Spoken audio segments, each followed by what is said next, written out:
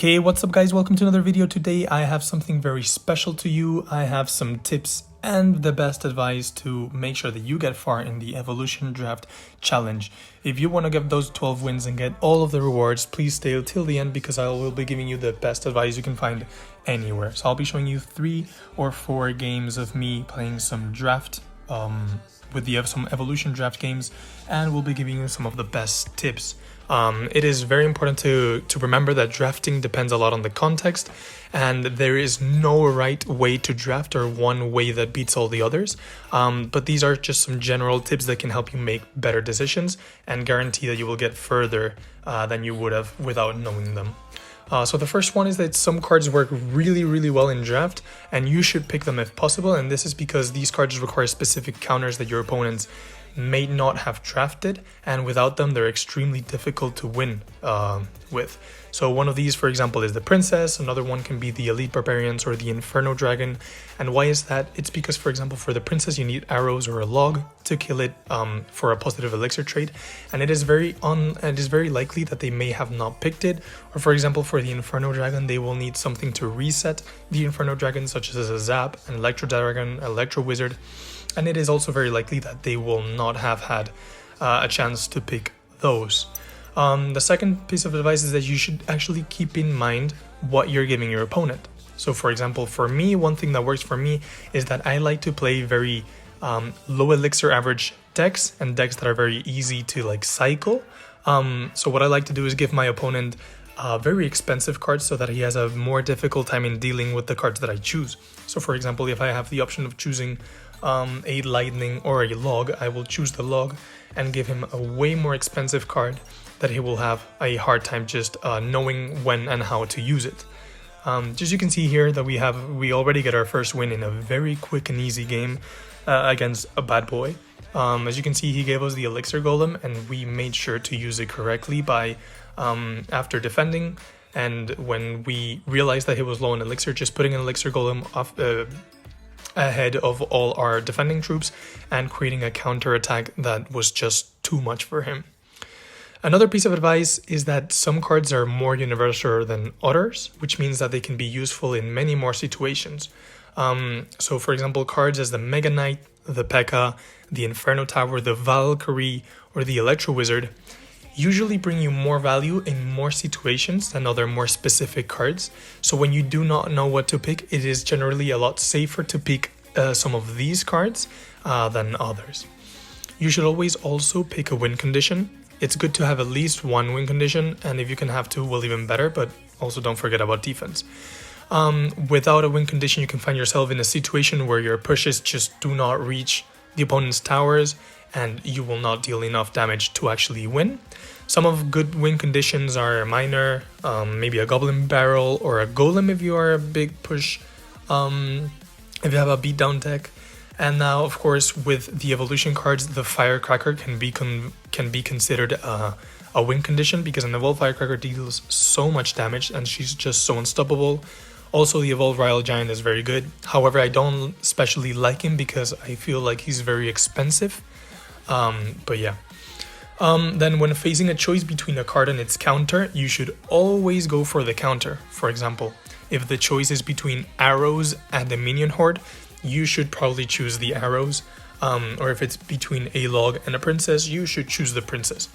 This also goes without saying that if you have previously chosen, or if you have previously given your opponent a minion horde, and the next card that you can choose is arrows, go for them without thinking, because they will give you a lot of value and your opponent will not know that you have them. Additionally, it's sometimes in the draft is so weird that no player has a clear win condition. And then the game is about doing chip damage, very small damage, and this can be mainly done with spells. So it's good to have spells that can to spell cycle your opponent. Some of these can be like Fireball, a Poison, a Rocket, or a Lightning.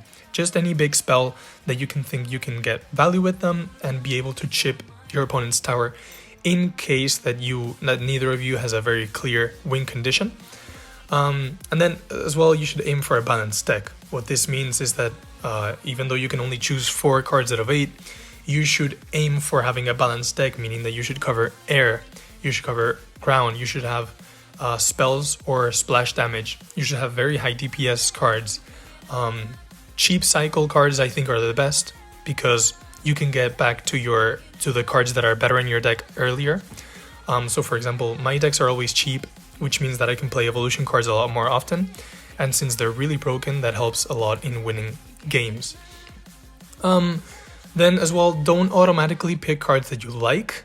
Don't go for a specific deck, because since you can only pick 4 out of 8 cards, it's very difficult that you will actually end up with the deck that you want or a deck that you know and you have played earlier. And even though it is tempting to go for cards you like, it is more important to have a balanced deck than trying to draft, for example, your favorite Zap bait deck. And even though meta decks are well thought and each card plays its role, here it's very little chance that you'll able to make that exact deck. Again, at the start of games, you should play defensively and play safe, because in draft there are no meta decks. You're not trained to play against any of these and you don't know what to expect from your opponent. So it's a lot better to play safe, wait for him to make a first move, wait for him to make a mistake and overcommit, and once that happens, you can catch them off guard with a card they don't know, or with a counter, or with a very big push that they cannot defend, such as the Elixir Golem pushes that I had at the start. For example, here I know that his only counter for my Goblin Barrel is probably the only spell that he has is Snowball, and the Snowball doesn't kill all the goblins. So what I do is every time I have a mini tank crossing the bridge, I will just throw the Goblin Barrel, since it will pressure him into using other units to counter it as well. Then you should also know when to spam units. So sometimes your opponent doesn't have any big or small spells or lacks splash damage cards, and if you know this, you can get away with playing way more aggressively than you could with like a normal deck. And you should learn to recognize this and use this to your advantage, since a lot of drafts can be won by spamming units. If you know that your opponent has just used his splash card, for example, that he doesn't have any other good ways to counter that. And finally, I think that if you feel that you cannot win in one of these games, maybe the draft didn't go your way, or you're just not comfortable with your deck, or he has counters to everything you play, you should try to surprise your opponent. So when you're caught in a bad cycle, for example, imagine that you attack, the opponent defends and counter pushes and does a lot of damage to you, and this is repeated several times, and you cannot actually find a way to get out of that cycle. Or maybe you drafted a bad deck, try doing something crazy. For example, a surprise push on the other side.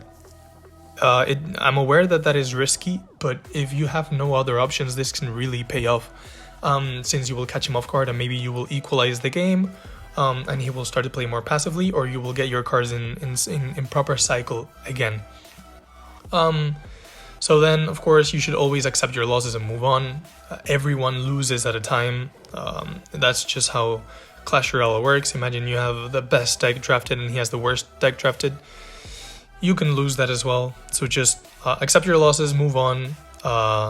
One game at a time. You will eventually get farther than they can if you play your cards right. And just a few more tips on evolution cards. You will usually get the choice between the 4 or 5 evolution cards that there are. I would recommend you always picking the Evolved Firecracker. She's just extremely broken, and by choosing cheaper decks and faster cycle decks, you can make sure to actually cycle to your evolved Firecracker or other evolved cards a lot sooner. One of the cards I think that is also very broken, but many people don't know about it, is the evolved or the evolution 1 elixir skeletons. Because imagine that they have a minor win condition and you defend it with your evolved skeletons. For 1 elixir, you're defending a 3 elixir card and you're getting around 7 skeletons, which is a lot of value from that 1 elixir. And also I'm very biased because, as I've said before, I don't like very expensive cards such as the Royal Giant or the Elite Barbs. However, I do tend to prefer defense over offense in these kind of matches, as usually if you're able to defend one of their cards properly, or their win conditions properly, you should be able to get the wins by surprising them with a very big counter push once that they're actually done with Elixir. So I'll just commentate this match now to finish up the video. You can see that I have two golems, an elixir golem and a normal golem. So when you have an elixir golem, which is the card that I've been getting the most in this video because it looks like none of my opponents actually wanted it, you have to catch your opponents off guard by using it when you know that they don't have that much elixir. So here you can see that he wasted a lot of elixir on attacking me, and I just put an elixir golem with a phoenix and a baby dragon, and that is a very quick tower which he's not able to do a lot about since he had wasted the majority of his air cards, and he had very low elixir, so he couldn't cycle back to them. So now we're going to try and keep our princess alive, which is one of the main principles I usually talk about in my videos, to kill the flying machine and then try to kill the magic archer when he crosses the bridge. So now that we have one tower done, even though we have a golem and we can push on the other lane, I generally like to defend, since I think that why risk it when you are already winning? You can get a lot more value by just overspending on defense, and it's a lot more likely that you will get that W. Here you can see the flying machine is actually a good card because it's very difficult to calculate exactly when you need to, for example, freeze it or defend it. Since it has a very long range and its hitbox is kind of different to other cards because it flies, it's very difficult to actually defend it properly. But we actually did decide to go for a golem push for the content, and to see how he could defend and to waste his elixir in defense rather than offense, just in case he comes up with something very creative that can actually defend or break our defense. So you can see that we now have the evolved skeletons. We're going to save them until we get something good. We launch a rocket, but sadly the death damage of the golem pushes all the barbarians away, and they're not actually killed by the rocket, not all of them at least. But the phoenix and the princess are able to actually finish it off. By cycling princesses and firecrackers, you're going to get a lot of value in these draft challenges, due to the fact that in normal gameplay they usually have a small spell such as log or arrows to kill off your princesses from a distance. The thing is, in draft they can't always choose those kind of cards, so your princesses and firecrackers will give you so much value that you should actually try and play them as much as you can. So this is the match. That's our third win, and I hope this actually worked. I wish you the best of luck in this challenge and hope that you get the 12 wins. Thank you for watching. Please like and subscribe, and I'll see you in the next one.